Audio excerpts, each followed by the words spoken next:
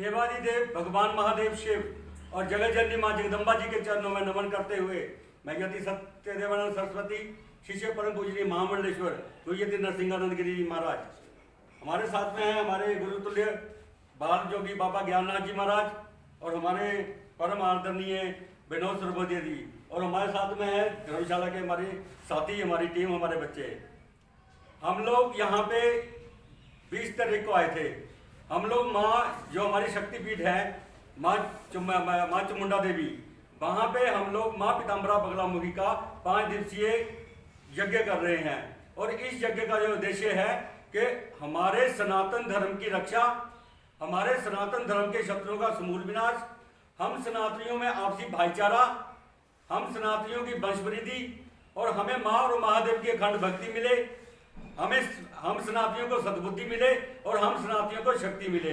इसी उद्देश्य से हम लोग जगह जितने भी हमारी शक्तिपीठ हैं हिमाचल में और जितने भी हमारे सिद्धपीठ हैं वहाँ भी हम लोग यज्ञ कर रहे हैं। और ये मतलब मार्गदर्शन हमारे पूर्व गुरु महामंडलेश्वर यति नरसिंहानंद गिरी के सानिध्य में चल रहा है। और ये हमारा सौभाग्य है कि हिमाचल प्रदेश में इस हमारे शक्तिपीठ के यज्ञ में, जैसे इससे पहले हमने ज्वाला जी में किया तब महाराज जी स्वयं यहाँ पे विराजमान थे, और फिर कांगड़ा में किया हमने। अब माता चामुंडा में हमारे गुरुजी स्वयं यहाँ पे पधारे हुए हैं।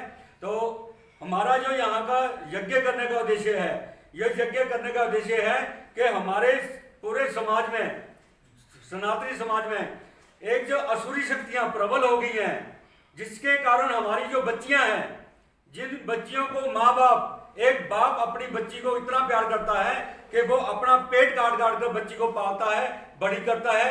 जब वो 17-18 साल की हो जाती है, फिर 6 महीने में ही एक व्यक्ति आता है, वो ऐसा तंत्र करता है कि वो जो बच्ची अपने घर से अकेली बाजार तक नहीं जा सकती, वो बच्ची सीधी यूपी में पहुंच जाती है या जम्मू में पहुंच जाती है। वहां पे जाके वो सबसे पहला काम करती है, वो सबसे पहला काम ये करती है कि वो अपने ही बाप पे केस करती है, एफआईआर लॉन्च कराती है कि मुझे मेरे बाप से खतरा है, जान का खतरा है और मुझे मेरे बाप से हिस्सा चाहिए। तो ये सारा का सारा घटनाक्रम जो हमने अपने गुरु से सीखा है या हमने ये जो हम कार्य कर रहे हैं उसमें सीखा है, हमें ये लगता है कि हमारी जो देवी शक्तियां हैं वो कहीं ना कहीं क्षीण हो गई हैं और ये असुरी शक्तियां हैं जो ये प्रबल हो गई हैं। इसके कारण से हमारे गुरुजी ने ये जितने भी शक्तिपीठ हैं और जितने भी सिद्धपीठ हैं वहां भी यज्ञ करने का निश्चय किया है। ये यज्ञ हमने जो हमारा धर्म क्षेत्र कुरुक्षेत्र से ये आरंभ किया था और अब हमारा तीसरा शक्तिपीठ यहाँ पे माँ चामुंडा में हम लोग ये यज्ञ कर रहे हैं। तो आज हमारे यज्ञ का 4था दिवस है, कल इसकी पूर्ण होती है।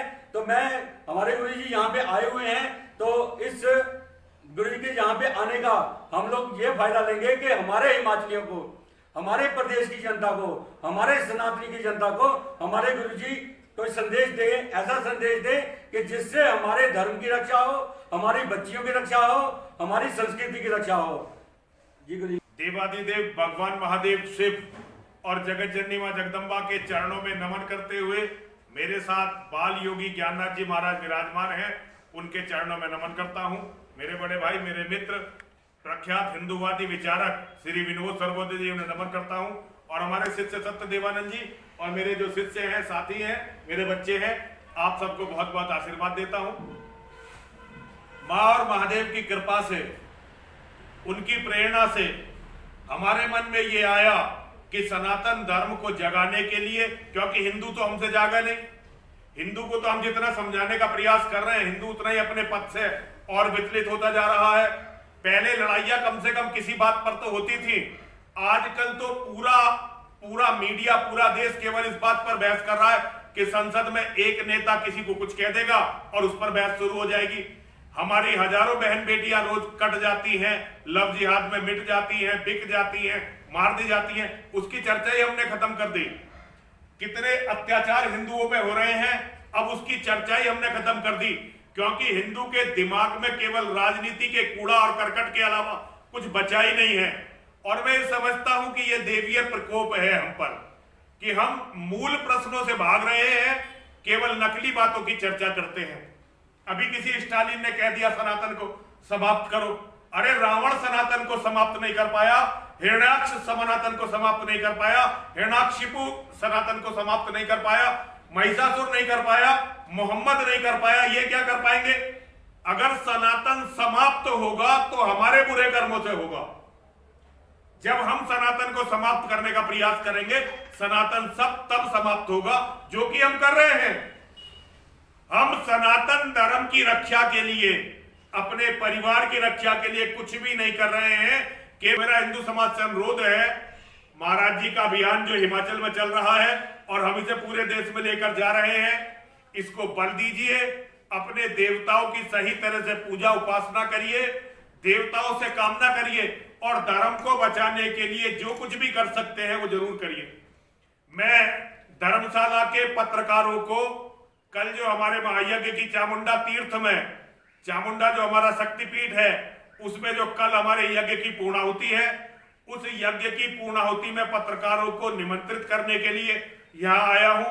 और मेरा हिंदुओं से कहना है कि हिंदू अपनी जनसंख्या को बढ़ाएं, क्योंकि हिंदुओं की जनसंख्या मारक स्तर पर कम हो गई है। ये 1 या 2 बच्चों की जो बीमारी है, इसने हमें इतना कमजोर कर दिया है कि अब केवल 2029 में भारत का प्रधानमंत्री मुसलमान हो जाएगा। और अगर कोई ईश्वरीय चमत्कार हो गया तो ज्यादा से ज्यादा 5 साल के लिए घटना टल सकती है, 2029 की जगह 2035 में। एक बार भारत का प्रधानमंत्री मुसलमान बना तो ये सनातन धर्म का एंड ऑफ द रोड होगा और उसके बाद संपूर्ण मानवता मिट जाएगी। इसे बचाने के लिए प्रयास करना हमारा सबका कर्तव्य है।